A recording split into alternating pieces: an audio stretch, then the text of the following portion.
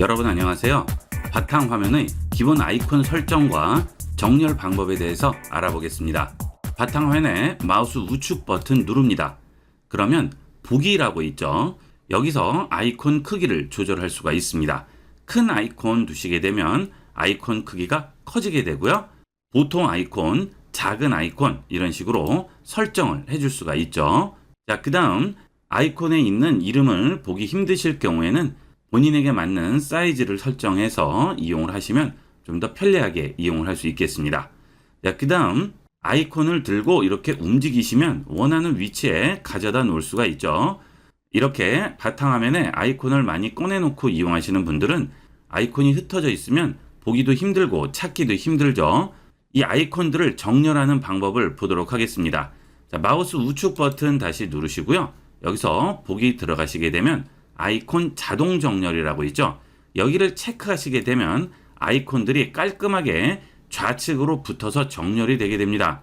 자, 이 경우 아이콘을 잡고 아무데나 가져다 놓을 수 없고요. 항상 순차적으로 정렬이 되게 되죠. 새로운 아이콘이 생성이 됐을 경우 아무 곳이나 놓더라도 항상 차례대로 아이콘이 배열되게 됩니다. 자, 그 다음 다시 우측 버튼 누르시고요. 보기 들어가시면 지금 자동 정렬에 체크가 되어 있죠. 이 체크를 끄시게 되면 이제 아무 곳이나 가져다 놓을 수 있겠죠. 자, 이렇게 가져다 놓을 때 완전히 아무 곳이나 둘 수 있는 건 아니죠. 자, 이 정도 위치에 가져다 놓으면 알아서 위치가 잡히게 되죠. 자, 이것은 보기에 있는 아이콘을 그리드에 맞춤에 체크가 되어 있기 때문입니다. 자, 이 바탕 화면을 그리드를 가상으로 만든 다음 그 그리드에 차례대로 얹어주게 되는 거죠. 자, 이걸 끄시게 되면 말 그대로 아무 곳이나 가져다 놓을 수 있습니다. 편리한 대로 이용을 하시면 되겠어요. 그 다음은 바탕화면에 내 개인적인 폴더라든지 다른 사람에게 보여주기가 꺼려지는 그런 파일이나 폴더가 있을 경우에 마우스 우측 버튼 누르시고 보기 누르신 다음 바탕화면 아이콘 표시를 끄게 되면 잠시 바탕화면에 있는 아이콘들을 전부 가려주게 됩니다. 옆에 누가 있을 경우에는 이런 식으로 바탕화면을 잠시 가려두시면 프로그램 쓰는 데는 아무 지장이 없죠. 원하시는 프로그램 그대로 이용할 수 있고요. 바탕화면에 있는 아이콘만 가려지게 되죠. 자, 그 다음 혼자 있을 때는 다시 보기에서 아이콘 표시 누르시면 다시 원래대로 나오게 되겠죠. 자, 그 다음 마우스 우측 버튼 누르시고 정렬 기준을 보시게 되면 이름 크기, 항목 유형, 수정한 날짜라고 나오게 됩니다. 바탕화면에 아이콘을 많이 꺼내 놓으시게 되면 찾는데도 한참 걸리게 되죠. 그럴 경우 규칙을 가지고 정렬을 하시면 훨씬 보기가 좋겠죠.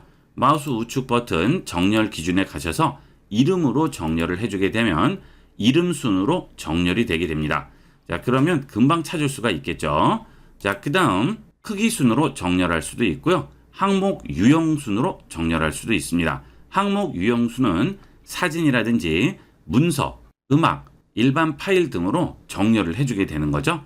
자, 그 다음에 수정한 날짜 순으로 정렬을 할 수도 있습니다. 수정한 날짜 순으로 정렬을 하게 되면 제일 최근에 수정한 날짜가 기준이 돼서 그 순서대로 정렬이 되게 되겠죠.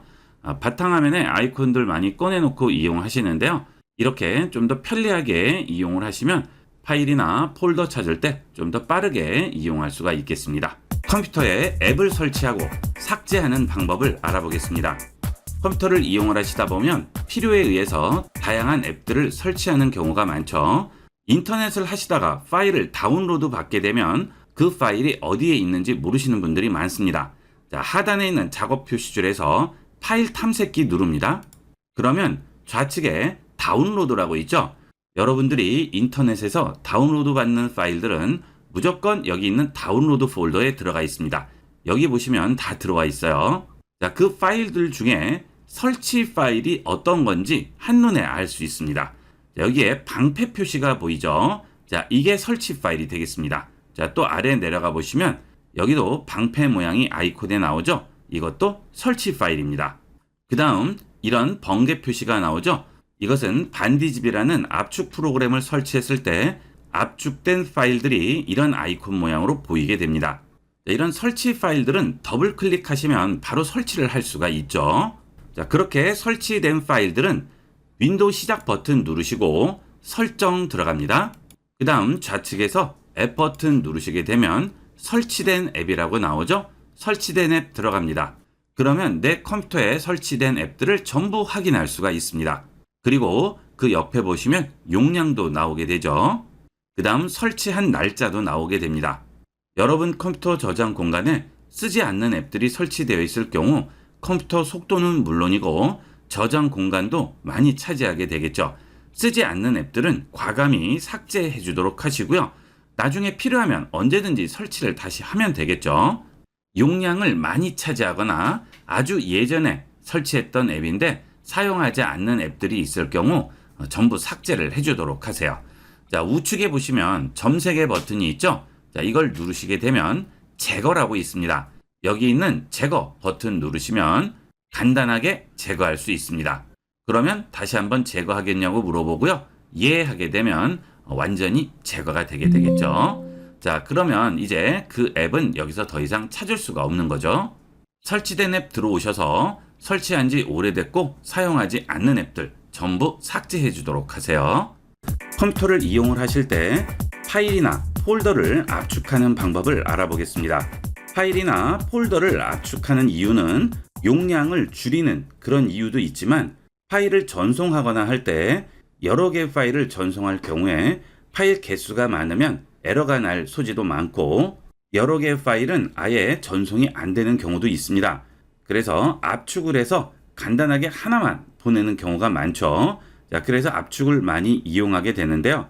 윈도우에서는 기본 압축 프로그램을 제공을 하죠. 압축할 폴더나 파일을 마우스 우측 버튼 누릅니다. 그러면 zip 파일로 압축이라고 나오죠. 이 기능을 이용해서 압축을 하게 되면 이런 폴더 모양이 나오게 되죠. 아이콘에 자크가 붙어 있는 이 파일이 지금 압축이 된 파일이 되겠습니다. 그리고 이거는 압축하기 전 파일이 되겠죠. 자, 압축을 풀 경우에는 다시 마우스 우측 버튼 누르시고 압축 풀기 하시게 되면 어디에 압축을 풀지 물어보죠. 찾아보기 누르신 다음 주로 바탕 화면을 누르시고 거기에 압축을 많이 풀게 되죠. 자, 압축 풀기 합니다. 그러면 이런 식으로 압축이 풀리게 되죠. 자, 이게 윈도우에서 제공하는 기본 압축 방식인데요. 컴퓨터를 이용을 하시다 보면 나는 이 컴퓨터에 있는 기본 압축 프로그램을 이용하더라도 다른 사람은 여러 가지 압축 프로그램을 이용하는 경우가 많습니다. 전문적인 압축 프로그램을 이용하게 되면 속도도 빠르고 압축률도 높고 좀 더 안정적이라서 그렇죠.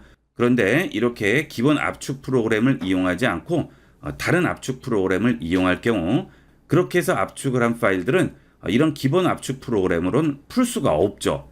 윈도우의 기본 압축 프로그램은 기본으로 압축한 파일만 풀 수가 있습니다. 오히려 불편해질 수가 있어요. 그래서 반드시 컴퓨터를 사신다거나 또는 새로 포맷을 했을 경우에는 압축 프로그램을 하나쯤은 꼭 설치하시기를 권합니다. 제가 가장 권하는 것은 반디집이라는 압축 프로그램인데요. 거의 웬만한 압축 파일들은 전부 압축을 풀 수가 있어서 반디집 하나만 설치해 두시면 이 압축 프로그램에 관련해서는 걱정을 하지 않으셔도 됩니다. 여러분이 쓰시는 브라우저에서 반디집이라고 치시면 반디소프트 반디집이라고 나오죠. 자, 이 사이트로 들어가세요. 그러면 반디집 for Windows라고 나오죠. 이 프로그램만 설치해 주시면 간단하게 어떤 압축 프로그램이든 풀 수 있고 압축할 수가 있습니다. 자, 다운로드 할게요. 저장합니다. 그러면 파일 탐색기 누르신 다음 좌측에서 다운로드 폴더 들어가시게 되면 여기에 반디집이라고 있죠. 반디집 더블 클릭해서 실행합니다. 동의 및 설치 누르시고요. 설치 완료했다고 나오면 닫기 누르시면 이렇게 환경 설정 창이 열리게 됩니다. 자, 여기 있는 것들이 전부 압축 방식인데요. 꼭 집만 이용하는 게 아니고요. 상황에 따라서 여러 가지 압축 프로그램들을 이용하게 됩니다. 어떤 것으로 압축돼 있어도 이 반디집으로 간단하게 압축을 풀 수 있죠. 여기서 다른 설정 필요 없이 확인 누르시면 됩니다. 그러면 압축 파일 아이콘 모양이 바뀌었죠. 이게 반디집 아이콘이 되겠습니다. 이제 어떤 압축 프로그램으로 압축된 파일이든 상관없이 여기서 열기만 누르셔서 바로 압축을 풀 수 있죠. 자, 여기에 번개 표시가 나오죠. 자, 이게 반디집 압축 프로그램으로 여는 것이고요. 이 아래는 윈도우의 기본 프로그램이죠. 자, 이제 이거 이용하지 마시고 이걸 이용하시면 되겠습니다. 아니면 아래 반디집으로 들어가시면 여기에 압축 풀기라고 나옵니다. 이걸 이용해서 압축을 풀어주셔도 되겠죠. 자, 이렇게 해서 압축을 풀면 바로 풀리겠지만 여기 있는 열기를 누르시게 되면 반디집 압축 프로그램이 실행되면서 이 압축 파일 안에 들어가 있는 원본 파일들을 확인할 수 있어요. 자, 이때 마치 폴더처럼 이용할 수 있다는 장점이 있습니다. 여기 있는 확인서를 압축을 풀어야 돼요. 그러면 전체를 풀 필요 없이 여기 있는 파일을 잡고 바깥으로 뺍니다. 그러면 압축된 파일에서 해당 파일만 바깥으로 빼줄 수가 있죠. 아주 편리하게 이용할 수 있는 기능이 되겠습니다. 혹시 쓰시는 압축 프로그램이 따로 있으실 경우에는 그 압축 프로그램을 이용을 하시겠지만 이 반디집 이용하시는 분들은 꼭 이런 식으로 활용을 해보도록 하세요. 윈도우 사용을 편리하게 도와주는 가상 데스크톱에 대해서 알아보겠습니다. 여러분이 컴퓨터를 이용을 하시다 보면 다양한 프로그램, 앱, 폴더 등을 열어놓고 이용하시게 되는데요. 이렇게 여러 개가 열려 있으면 정신이 없죠. 그래서 하나씩 닫고 이용할 때마다 옆으로 내리고 이런 식으로 이용을 하시는데 가상 데스크톱을 이용하면 좀 더 쾌적하게 이용을 할 수 있습니다. 아래쪽 작업 표시줄에 있는 가상 데스크톱 버튼 위에 마우스를 얹게 되면 지금 현재 데스크톱과 새 데스크톱 두 개가 나오게 되죠. 자, 여기서 새 데스크톱에 플러스 버튼을 누릅니다. 그러면 데스크톱이 하나 더 생기는 거예요. 일종의 가상 컴퓨터가 하나 더 생기는 거죠. 그러면 이제 여기서 카톡 같은 것들은 가상 데스크톱 두 번째로 옮겨 놓으시면 되는 겁니다. 그러면 옮기는 방법을 보도록 하겠습니다. 자, 가상 데스크톱에 마우스를 얹은 상태에서 클릭합니다. 그러면 이런 식으로 여러 개의 창이 나오게 되죠. 지금 현재 데스크톱 1번에 있는 내용들이 보이게 되는데요. 이때 원하는 걸 들고 데스크톱 2로 옮기시면 되는 겁니다. 자, 지금 웹브라우저는 데스크톱 2로 옮겨야 되겠어요. 자, 그러면 데스크톱 1에 있는 브라우저를 클릭, 드래그해서 잡고 데스크톱 2로 움직입니다. 자, 그러면 어때요? 1에 있던 브라우저가 없어지고 2로 옮겨졌죠? 자, 그 다음 또 옮길 게 있으면 다시 1에 가서 여기 있는 걸 잡고 또 2로 옮기시면 되겠죠? 자, 작업을 할 때 좀 집중해서 해야 되는 그런 작업이 있겠죠? 그런 것들은 따로 떨어뜨려 놓는 게 좋겠죠? 자, 또 하나를 만들어 볼까요? 자, 3번 만들었습니다. 자, 마우스를 얹고 기다리면 해당 데스크탑에서 열려 있는 문서나 파일, 브라우저, 앱들을 확인할 수 있습니다. 자, 1번 가서 메모장 잡고 이번에는 3번으로 옮겨 볼게요. 자, 그 다음에 언제든지 여기서 원하는 데스크탑으로 가시면 됩니다. 자, 1번 누릅니다. 그러면 지금 1번 창이 나왔죠? 다시 가상 데스크탑에 마우스를 얹으시고요. 원하는 데스크탑에 가서 클릭만 해주시면 바로 해당 데스크탑으로 이동되게 됩니다. 예를 들어서 포토샵에서 복잡한 작업을 하게 됩니다. 또는 워드 프로세서로 뭔가 문서 작성을 합니다. 자, 그런데 이렇게 바탕화면에 여러 가지가 열려 있으면 복잡해서 정신이 없죠. 자, 그러면 이런 식으로 가상 데스크탑을 이용을 해서 현재 작업에 필요 없는 것들은 전부 옮겨주는 거죠. 자, 가상 데스크탑 클릭하시고요. 카카오톡도 옮겨주도록 할까요? 이거는 데스크탑 2번으로 옮겨 놓도록 하겠습니다. 자, 그 다음에 1번 선택하시고요. 이제 작업을 하겠죠. 자, 그러다가 인터넷에서 검색할 일이 있으면 가상 데스크탑에 마우스 얹으시고요. 데스크탑 2번으로 가서 간단하게 검색하시다가 다시 마우스를 가상 데스크탑에 얹으시고 언제든지 원래 작업하던 데스크탑으로 돌아오셔서 작업을 하시면 좀 더 쾌적하게 컴퓨터를 이용할 수 있습니다. 마치 컴퓨터 한 대를 이용을 해서 두세 대를 가지고 작업하는 것과 동일한 효과를 얻을 수 있죠. 가상 데스크탑을 잘 활용 안 하시는데요. 여러 개의 창을 열어놓거나 앱들을 열을 때는 꼭 써봐야 하는 기능이 되겠습니다. 많이 활용해 보세요. 윈도우의 배경 화면을 설정하는 방법을 알아보겠습니다. PC를 이용을 하실 때 보통 기본 배경 화면으로 이용을 하시는데요. 윈도우 설정에서 내가 원하는 다양한 배경 화면으로 변경해 줄 수 있습니다. 바탕화면 마우스 우측 버튼 클릭하시고 개인 설정으로 들어갑니다. 그러면 지금 적용할 테마 선택이라고 해서 기본 테마들이 나오게 되죠. 여기서 원하는 테마를 선택해 주시면 해당 테마로 바뀌게 됩니다. 자, 이렇게 배경화면을 변경해서 이용할 수 있죠. 그 다음 이런 기본 테마 외에 다른 테마를 이용하실 때는 아래로 내려가시면 배경이라고 있습니다. 배경 들어가시면 여기서 원하는 형태의 여러 가지 배경 화면을 설정할 수 있습니다. 배경 개인 설정에 보시면 네 가지를 선택할 수 있습니다. 사진을 선택하시면 여러분이 원하는 사진을 이용을 할 수 있죠. 사진 선택에 사진 찾아보기 누릅니다. 그 다음 여러분 PC에 저장되어 있는 사진 중에 원하는 사진을 선택해 주시면 됩니다. 이 사진 선택할게요. 그 다음 사진 선택합니다. 그러면 바로 배경화면이 바뀌게 되죠. 이렇게 이용하시면 요즘 스마트폰으로 사진 찍으시는 분들 많으신데요. 그런 사진 중에서 잘 나온 사진을 배경화면으로 설정을 해 두시면 의미 있는 배경화면을 이용을 할 수가 있겠죠. 자, 그 다음은 단색이 있죠. 이 단색은 여러 가지 이미지들이 있으면 화면을 볼 때 헷갈릴 수가 있죠. 그럴 때는 이렇게 단색으로 지정을 해주시면 배경화면이 단순화돼서 화면에 있는 아이콘 보시기가 훨씬 좋겠죠. 여기는 기본 컬러 외에 여러분이 지정한 컬러를 이용할 경우에는 그 아래 사용자 지정색의 색보기 버튼 누르시고요. 여기서 원하는 컬러로 지정을 해주시면 되겠습니다. 그 다음 다시 배경 개인 설정 버튼 누르고요. 이번에는 슬라이드 쇼로 설정을 해보도록 하겠습니다. 자, 슬라이드 쇼로 설정을 할 경우에는 폴더를 만들고 슬라이드로 볼 사진들을 미리 저장을 해 두셔야 되겠죠. 자, 저는 배경 화면이라고 폴더를 하나 만들고요. 그 안에 여러 가지 사진들을 넣어 놨습니다. 자, 이걸 바탕화면에 꺼내 놔도 되지만 바탕화면에 있으면 나도 모르게 지우는 수도 있고 보기 안 좋으니까 C 드라이브에 넣어 놓으면 더 좋겠죠. 그 다음 이 버튼 누르시고요. 슬라이드 쇼 선택합니다. 그러면 어떤 폴더를 슬라이드 쇼로 선택할지 물어보죠. 찾아보기 누르시고요. 지금 만든 배경화면 폴더를 선택하시고 이 폴더 선택하시면 해당 폴더에 있는 사진들이 슬라이드 쇼로 나오게 됩니다. 그 슬라이드 쇼 사진 간격은 아래에서 지정을 해주시면 됩니다. 지금 30분으로 되어 있는데요. 1분부터 1일까지 원하는 시간으로 지정을 하시면 되겠죠. 그러면 좀 더 재밌게 이용을 할 수가 있겠습니다. 자, 그 다음은 윈도우스 추천이 있죠. 이거는 매일 윈도우가 추천하는 배경화면으로 바뀌게 됩니다. 저는 사진에 들어가서 기본 배경화면으로 바꾸도록 하겠습니다.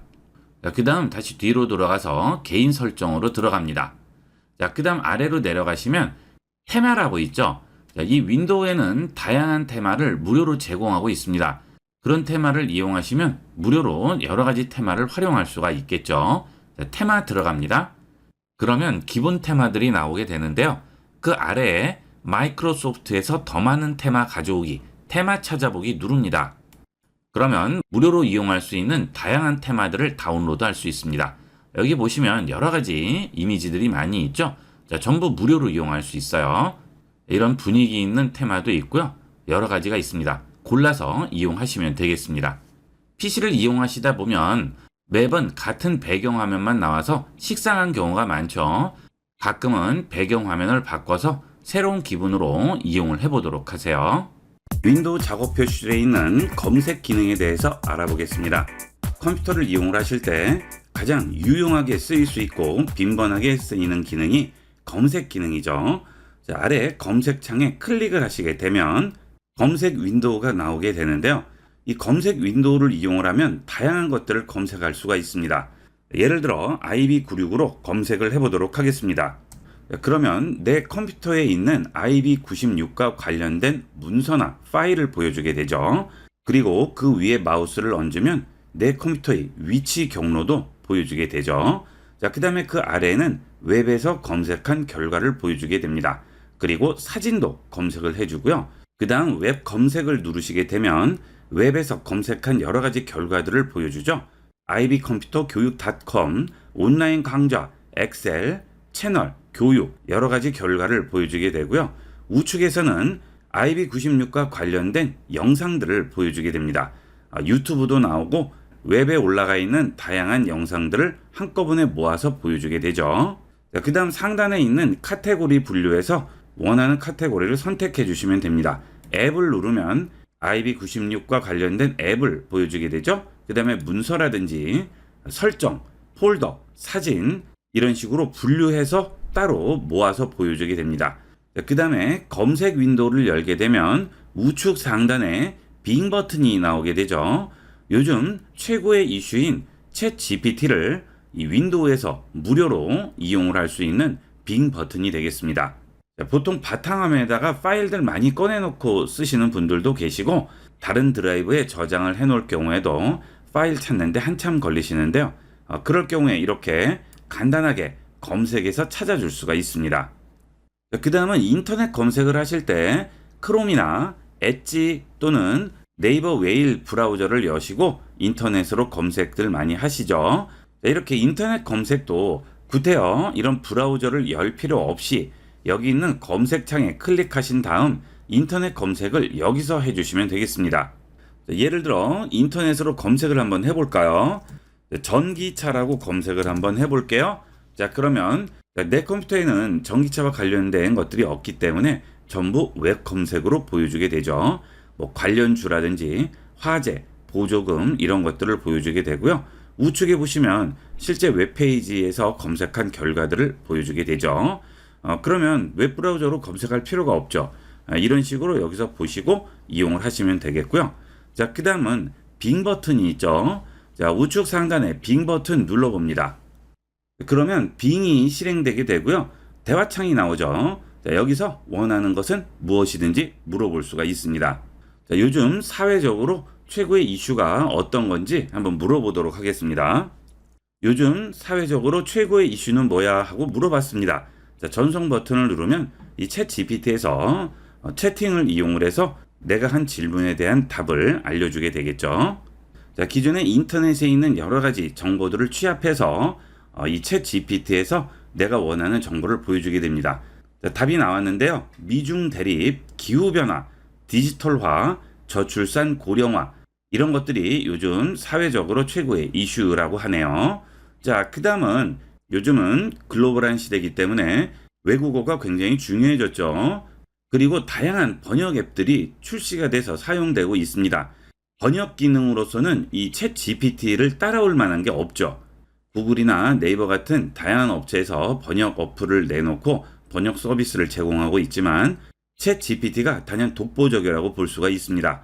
일단 여기에 번역해 주세요 라고 입력을 할게요. 영어로 번역해 주세요 라고 얘기하고 안녕하세요, 저는 빙입니다 이렇게 말하면 된다고 하죠. 자, 그러면 앞서 나왔던 이 내용을 번역을 한번 해보도록 할까요? 자, 이렇게 긁어주고요. 자, 복사해서 여기에 번역해 주세요 라고 해볼게요. 자, 그 다음 금방 복사한 내용 붙이겠습니다.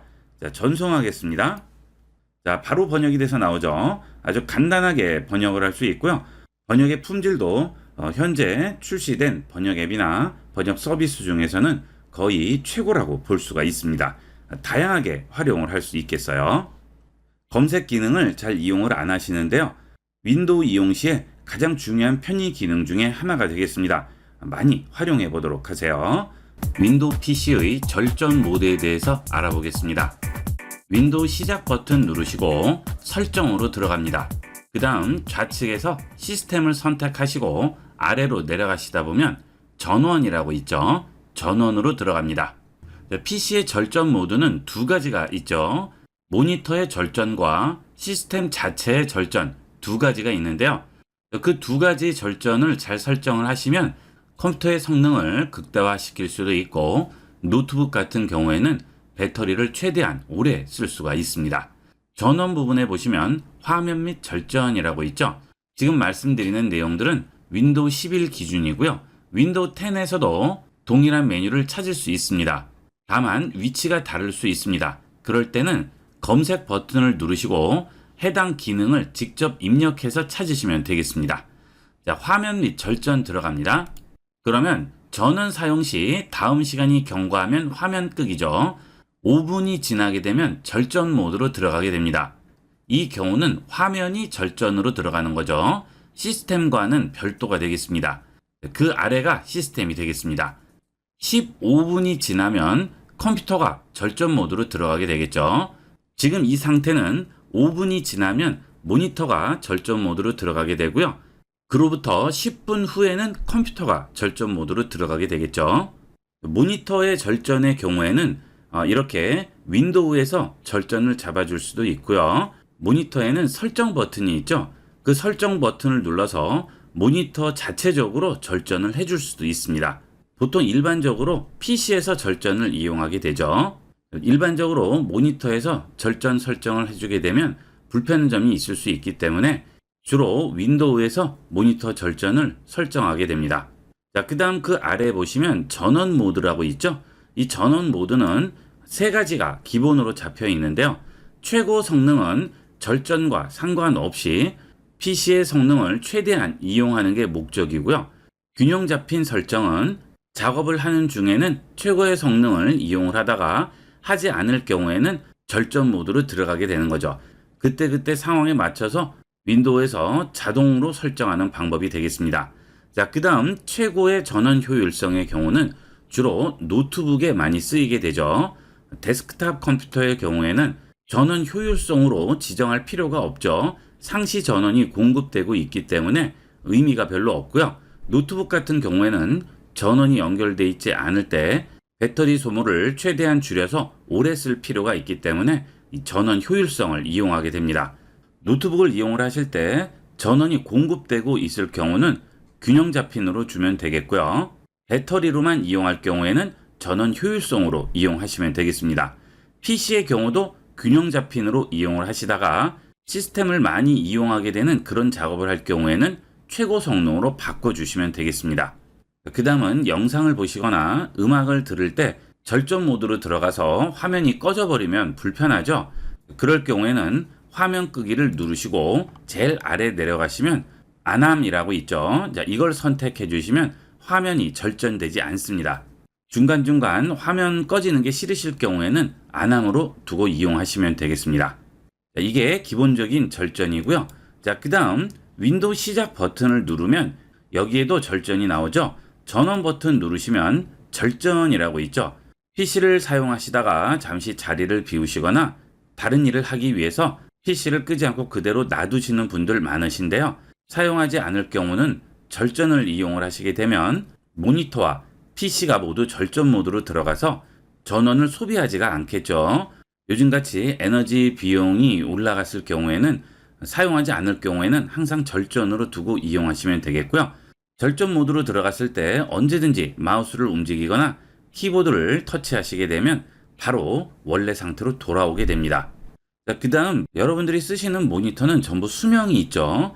일정 시간이 지나게 되면 부분 번인 현상이 생기거나 모니터에 줄이 가는 현상이 생기게 됩니다. 그런데 여러분이 모니터 쓴 시간을 따져보면 거의가 사용한 시간보다는 사용하지 않았을 때 켜놨던 시간이 더 많습니다. 되도록이면 사용하지 않을 때는 컴퓨터를 끄시거나 절전으로 해놓도록 하세요. 윈도우에서 글꼴을 설치하고 삭제하는 방법을 알아보겠습니다. 윈도우 이용 시에 글꼴을 설치하는 방법을 모르시는 분도 많고요. 어떻게 지우는지 모르는 분도 많으신데 간단하게 설치하고 지울 수 있습니다. 바탕화면에 마우스 우측 버튼 클릭합니다. 그 다음 개인 설정으로 들어가세요. 여기서 아래쪽으로 내려가시다 보면 글꼴이라고 있죠. 자, 글꼴로 들어갑니다. 자, 여기 보시면 설치하려면 끌어서 놓기라고 나오죠. 글꼴을 끌어서 이 위에 놓기만 하면 글꼴이 설치가 되고요. 그렇게 설치된 글꼴들은 아래쪽에서 전부 확인을 할 수 있죠. 그 다음 그 글꼴을 클릭하시게 되면 해당 글꼴을 보여주게 됩니다. 그리고 여기서 제거를 할 수도 있죠. 그 다음 글꼴의 버전도 확인할 수 있습니다. 글꼴의 크기도 여기서 바꿔줄 수 있겠죠. 그러면 기본 글꼴 크기가 크게 나오게 됩니다. 그러면 글꼴은 어디서 받아야 될까요? 글꼴을 구입하시려면 비용이 상당히 많이 들죠. 그래서 보통 무료 글꼴들 많이 이용을 하시는데요. 무료 글꼴은 가장 대표적인 사이트가 nunu.cc라는 사이트가 되겠습니다. 이 사이트는 지자체라든지 기업체에서 무료로 배포하는 글꼴들이 전부 모여있는 사이트가 되겠습니다. 자, 여기서 원하는 글꼴이 있으시면 해당 글꼴로 들어가시고요. 그러면 그 글꼴에 대한 정보를 확인할 수가 있죠. 자, 그 다음 항상 라이센스 확인을 하시는 걸 잊지 마세요. 영도꾼 전용 서체는 영도꾼에서 무료로 제작해서 배포하는 서체죠. 영도꾼 전용 서체는 개인 및 기업 사용자를 포함한 모든 사용자에게 무료로 제공되고 자유롭게 사용할 수 있고 상업적 이용이 가능하다고 하죠. 자, 이거는 누구나 쓸 수 있는 거죠. 자, 그 대신 글꼴 자체를 유료로 판매하거나 왜곡이나 변형할 수 없다고 나오게 됩니다. 그리고 라이센스 요약표에 보시게 되면 사용 범위가 나와요. 자, 인쇄, 웹사이트, 영상, 포장지, 임베딩 다 사용할 수가 있다고 하죠. 그 대신 CI나 BI에는 사용할 수 없다고 하죠. 이 라이센스 요약표를 꼭 확인을 해 보시고요. 본인 사용 용도에 맞는지 확인하신 다음에 설치해서 이용하시면 되겠죠. 자, 다른 서체들도 전부 동일합니다. 라이선스와 라이선스 요약표가 다 있으니까 확인을 해보시고 이용하시면 되겠고요. 자, 다운로드 받을 때는 이 눈누 사이트에서 자체적으로 받을 수 있는 폰트도 있고 다운로드 페이지로 이동해서 받을 수 있는 것도 있습니다. 이 경우에는 다운로드 페이지로 이동해야죠. 자, 페이지로 이동해 볼게요. 그러면 영덕군 홈페이지로 와서 여기서 다운받게끔 되어 있죠. 자, 영덕군에서는 4가지 서체를 무료로 배포하고 있네요. 자, 그 다음 대개체에 대해서 이렇게 예시가 나와 있죠. 자, 여기서 서체를 다운로드 하시면 됩니다. 자, 여러 가지 서체들이 있죠. OTF와 TTF가 있죠. 트루 타입 폰트와 오픈 타입 폰트가 있는데요. 오픈 타입 폰트가 더 좋긴 하지만 지원이 안 되는 프로그램도 있으니까 범용적으로 쓸 때는 트루 타입을 쓰시고요. 좀 더 고해상도로 퀄리티를 요구할 때는 OTF로 다운받아서 쓰시면 되겠습니다. 트루 타입으로 다운로드 받아볼게요. 자, 다운로드 됐죠? 여기 있는 화살표 누르시고 폴더 열기 합니다. 자, 그러면 다운로드 폴더가 열리고요. 여기에 다운로드된 폰트가 보이게 되죠? 자, 클릭 드래그해서 여기에 그냥 얹어주시면 됩니다. 그러면 바로 설치가 된 거죠. 간단하죠? 그러면 이제 워드 프로세서나 텍스트를 입력하는 그런 프로그램에서 이 폰트를 이용을 할 수가 있겠습니다.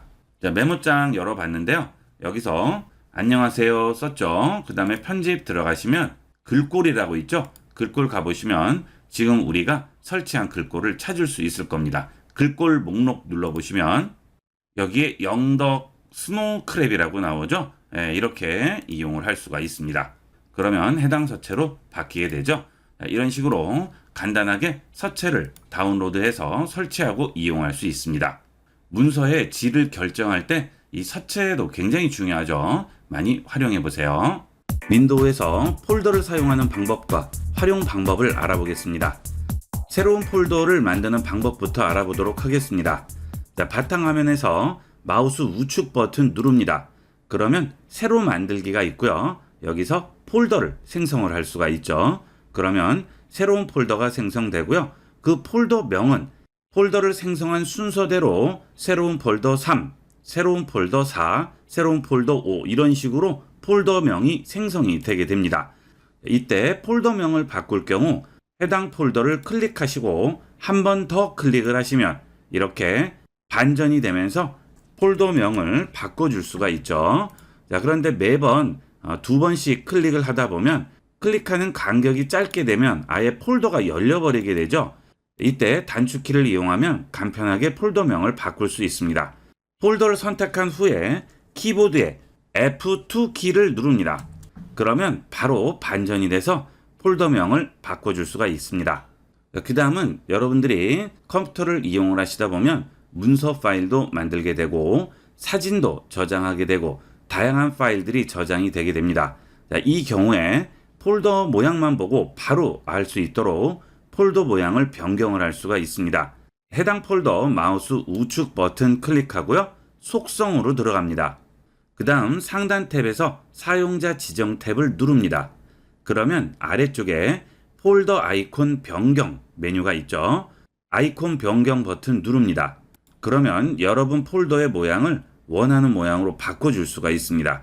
자, 옆으로 넘겨보시면 다양한 모양들이 있죠. 자, 예를 들어서 여러분이 문서를 주로 저장하는 폴더를 만들 거예요. 그러면 이런 식으로 문서한 폴더를 선택하고 확인합니다. 그 다음 아래쪽에서 적용 버튼 누릅니다. 그러면 폴더 모양이 바뀌게 되죠. 이제 문서를 이 폴더 안에 넣어두면 폴더명을 읽을 필요도 없이 폴더 모양만 보고 바로 확인을 할 수가 있겠죠. 그 다음 사진 폴더를 만들어 보도록 하겠습니다. 또 아이콘 변경 눌러주시고요. 폴더 모양 중에 카메라 모양이 있죠. 자, 이런 걸 선택을 하시게 되면 사진이라는 것을 금방 알 수가 있겠죠. 영상 같은 경우에는 이런 폴더를 지정하시면 되겠고요. 음악은 또 이런 폴더가 있겠죠. 그 다음 폴더에 중요한 파일이나 문서를 저장을 해 놓는 경우가 있죠. 그럴 때는 이런 경고 표시의 아이콘을 지정을 하시면 이 아이콘만 봐도 알 수 있으니까 실수할 경우를 미연에 방지할 수가 있습니다. 그 다음은 개인적인 일기라든지 중요한 문서나 파일들을 숨기는 방법을 알아보도록 하겠습니다. 이렇게 중요한 폴더가 있을 경우 마우스 우측 버튼 누르고요. 여기서 속성으로 들어갑니다. 그 다음 상단에서 일반 탭을 눌러주시면 특성이 있고요. 여기에 숨김이 있죠. 자, 숨김을 체크해 줍니다. 그 다음 적용합니다. 그러면 이 폴더만 적용할지 이 폴더 아래에 있는 하위 폴더나 파일에도 전부 적용할지 물어보죠. 자, 전부 적용을 하겠습니다. 확인합니다. 확인합니다. 자, 그러면 이렇게 투명도가 적용된 딤드된 폴더로 바뀌게 되죠. 자, 아직 숨겨진 상태는 아니에요. 자, 이제 이 폴더를 완전히 숨겨보도록 하겠습니다. 하단에 있는 파일 탐색기 눌러줍니다. 그 다음 상단 우측에 있는 점 3개 버튼 누르시고요.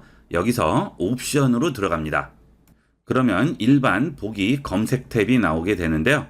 여기서 보기로 들어갑니다. 그러면 어떤 파일을 볼지 여기에서 체크를 해주게 됩니다.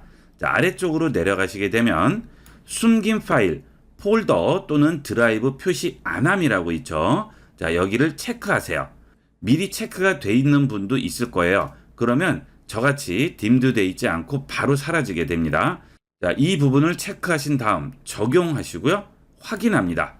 그러면 이제 숨겼던 폴더가 완전히 사라지게 되겠죠. 자, 이 경우 어떤 방법을 써도 이 폴더는 찾을 수 없습니다. 검색 버튼을 눌러도 나오지 않아요. 자, 그러면 다시 보이게 할 때는 어떻게 해야 될까요? 다시 파일 탐색기 여시고요. 우측 상단 점 3개 버튼 누르시고 여기서 옵션 다시 들어갑니다.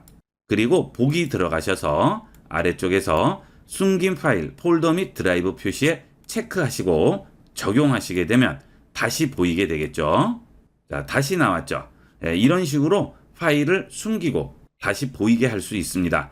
물론 매번 파일 탐색기에서 보기와 가리기를 선택을 해야 되겠지만 그래도 안전하게 이용할 수 있다는 장점이 있죠. 개인적인 일기나 나도 모르게 폴더나 파일을 지우는 경우도 있고요. 다른 사람이 같이 이용할 경우 실수로 지우는 경우도 있죠. 이런 식으로 이용하시면 실수로 파일이나 폴더를 지우는 경우를 막을 수가 있습니다. 중요한 파일은 꼭 이런 식으로 숨겨놓도록 하세요. 자, 그 다음은 바탕화면에 이렇게 폴더나 파일들을 많이 꺼내놓고 이용하시는 분들이 많으신데요. 이렇게 해놓게 되면 컴퓨터를 시동을 했을 때 부팅 속도도 느려질 뿐더러 컴퓨터 전반적인 속도도 영향을 주게 됩니다. 그리고 파일이나 폴더를 찾을 때도 매번 여기서 찾게 되죠. 되도록이면 바탕화면은 깔끔하게 정리를 해두시는 게 좋은데요. 자주 쓰는 파일이나 폴더를 정리하는 방법을 보도록 하겠습니다. 이렇게 바탕화면에 꺼내놓은 폴더들 중에서 자주 쓰는 폴더가 있을 수 있죠. 그럴 경우 윈도우 시작 버튼을 누르면 나오는 메뉴에서 아예 추가를 할 수가 있습니다. 예를 들어서 이 폴더를 자주 열어요. 내가 중요한 문서들은 이 폴더에 많이 저장을 해 놓습니다. 이 경우 이 폴더를 시작 버튼에 아예 추가를 할 수가 있죠. 해당 폴더 마우스 우측 버튼 누릅니다. 그리고 시작 화면에 고정 선택하세요. 그러면 이제 이 폴더는 시작 화면에 고정이 되게 됩니다. 윈도우 시작 버튼 누릅니다. 그 다음 다음으로 넘어가 보면 윈이라는 폴더가 여기에 저장이 되어 있죠. 이제 바탕화면에서 더블 클릭해서 열 필요 없이 이 폴더만 선택하시면 바로 해당 폴더가 열리게 되겠죠. 자, 그 대신 이걸 지우면 안 되겠죠. 이 폴더에 바로 가기가 여기에 등록이 된 것이기 때문에 이 폴더는 바탕화면에 꺼내 놓지 않고 C 드라이브나 D 드라이브에 저장을 해 놓으시게 되면 바탕화면은 깔끔하게 정리하면서 필요한 폴더나 파일을 바로바로 찾을 수가 있습니다.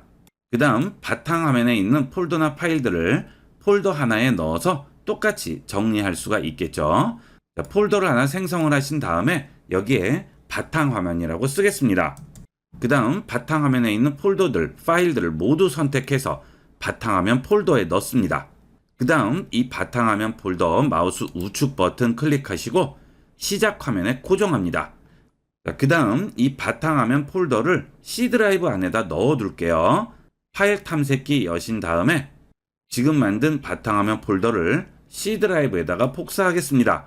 D 드라이브가 있으신 분들은 D 드라이브에 복사해 놓으시면 되겠죠. 자, 그 다음 C 드라이브 안으로 들어가서 지금 우리가 저장한 바탕화면 폴더 마우스 우측 버튼 누르시고 시작 화면에 고정합니다. 그러면 이제 윈도우 시작 버튼 누르시면 바탕화면 폴더가 나오게 되죠. 자, 눌러주시면 바로 열 수가 있습니다. 좀 더 편리하게 이용을 할 수가 있겠죠. 자, 이렇게 해서 컴퓨터 바탕화면은 최대한 파일이나 폴더를 꺼내놓지 않고 깔끔하게 정리해서 이용하시면 좀 더 빠르고 쾌적한 환경에서 이용할 수 있습니다. 자, 그 다음 필요 없으실 경우에는 다시 시작 버튼 누르시고 들어가셔서 해당 아이콘 마우스 우측 버튼 클릭하시고 시작 화면에서 제거해 주시면 되겠죠. 자, 이렇게 제거하더라도 바로 가기만 제거가 되고요. 원본 파일은 해당 위치에 그대로 있습니다. 걱정하지 않으셔도 됩니다. 그 다음 이런 파일이나 폴더를 USB 메모리나 다른 드라이브로 복사할 경우가 있죠. 자, 그럴 경우 클릭 드래그해서 이렇게 끌어다 놓게 되죠. 자, 그런데 이렇게 끌어다 놓으셔도 되겠지만 이 경우에는 속도가 약간 느려질 수가 있습니다. 좀 더 편리한 방법은 해당 폴더나 파일을 선택하시고 컨트롤 C 하셔서 해당 드라이브에 가셔서 그대로 컨트롤 V로 붙여 넣습니다. 그러면 클릭 드래그해서 끌어놓는 것보다는 좀 더 빠른 속도로 복사할 수가 있습니다. 자, 이렇게 해서 폴더를 사용하는 방법과 활용 방법을 알아봤습니다. 윈도우에서 소리 설정하는 방법을 알아보도록 하겠습니다. 자, 하단 작업 표시줄에서 스피커 버튼 누릅니다. 그러면 슬라이드 바를 이용을 해서 현재 컴퓨터에서 나오는 소리의 음량을 조절할 수 있습니다. 자, 그 다음 그 옆에 있는 화살표를 누르게 되면 어디로 출력할 것인지 선택을 하게 됩니다. 여러분 컴퓨터에 스피커, 헤드폰, 모니터 같은 소리와 관련된 장비가 연결되어 있을 경우 어디에서 소리를 들을지 선택을 해주시면 되겠습니다. 가끔 질문하시는 분들 중에 컴퓨터에서 소리가 나지 않아요 하시는 분들 계신데요. 그 경우 여기에서 소리를 들을 장비를 제대로 선택을 해주지 않아서 그렇습니다. 사운드 출력에서 확인을 하시고 원하는 장비로 제대로 선택을 해주셔야 되겠습니다. 그 다음 이 창 아래에 보시면 추가 볼륨 설정이라고 나오죠. 여길 들어가 보겠습니다. 그러면 윈도우 시작 버튼 눌러서 설정으로 들어왔을 때와 동일한 설정 창이 나오게 되고요. 여기서 좌측에 있는 시스템을 누르게 되면 소리 메뉴로 들어오게 됩니다. 설정과 동일한 창으로 들어오게 돼요. 자, 지금 스피커로 선택이 되어 있죠. 자, 이것은 소리 버튼을 눌렀을 때 나오는 사운드 출력 선택과 동일한 부분이 되겠습니다. 자, 그 다음 그 아래에 보시면 볼륨 조절이 나오게 되고요. 그 다음 또 그 아래에 보시면 모노 오디오라고 나오죠. 자, 모노 오디오의 경우에는 스테레오 스피커일 경우 한쪽만 소리가 나는 것은 모노 오디오가 되겠습니다. 스테레오 스피커는 어차피 두 개가 연결되어 있기 때문에 어느 쪽에서 소리가 나도 소리를 다 들을 수 있지만 이어폰이나 헤드폰을 연결해서 들을 경우에는 한쪽만 소리가 나게 되죠. 자, 이럴 경우 모노 오디오를 체크를 해주시면 양쪽이 같이 나오게 됩니다. 혹시나 컴퓨터에서 나오는 소리를 들을 때 한쪽만 소리가 날 경우에는 이 모노 오디오를 체크를 하셔서 양쪽으로 듣도록 하세요. 자, 여기까지가 출력 부분이고요. 그 다음 입력이 있죠. 노트북 같은 경우는 마이크가 기본적으로 설치가 되어 있기 때문에 입력 장치가 마이크로 뜨게 되고요. 데스크탑 컴퓨터의 경우는 마이크를 따로 설치하지 않으면 마이크가 나오지 않겠죠. 요즘은 마이크도 기본 장비 같이 사용이 되고 있기 때문에 기본 마이크는 10,000원 이하의 저렴한 가격으로 구입할 수 있으니까 하나 설치해 두시는 걸 권합니다. 마이크는 뭐 인터넷으로도 구입할 수 있고요. 다이소나 마트 같은 데 가셔도 저렴하게 구할 수 있습니다. 그 다음 마이크가 장착이 되어 있을 때 볼륨 부분을 잘 설정을 해 주셔야 됩니다. 입력 볼륨이 너무 낮게 지정이 되어 있으면 나중에 녹음된 소리를 들을 때도 아무리 소리를 키워도 한계가 있겠죠. 입력 볼륨은 되도록이면 좀 높게 지정을 해주시는 게 좋고요. 너무 소리가 크다 할 때는 들을 때 볼륨을 낮춰주시는 게 좋겠죠. 입력은 되도록이면 크게 잡아주시는 게 좋습니다. 하지만 90 이상으로 올라가게 되면 파열음 같은 것들이 들어가는 경우가 있기 때문에 90 이하에서 최대한 높여서 지정을 해주시면 되겠습니다. 그 다음은 요즘은 블루투스 스피커도 많이 이용을 하시죠. 자, 그 경우에는 시스템 아래에 있는 블루투스 및 장치로 들어가신 다음 장치로 들어갑니다. 그 다음 블루투스 스피커는 끈 상태에서 블루투스 및 장치도 꺼줍니다. 그 다음 장치를 켜주시고요. 블루투스 스피커도 켜줍니다. 그러면 검색이 되겠죠. 블루투스 장치가 꺼져 있는 상태에서 설정해서 껐다가 켜도 잘 찾지 못하는 경우가 많습니다. 블루투스 스피커를 연결을 할 경우에는 일단 블루투스 스피커는 끈 상태에서 PC에서 블루투스 장치를 끄고 다시 킨 다음 블루투스 스피커를 켜주시면 문제없이 연결할 수가 있겠습니다. 이렇게 해서 윈도우에서 소리를 설정하는 방법을 알아봤습니다. 이번 시간은 여기까지 하도록 하겠습니다. 감사합니다.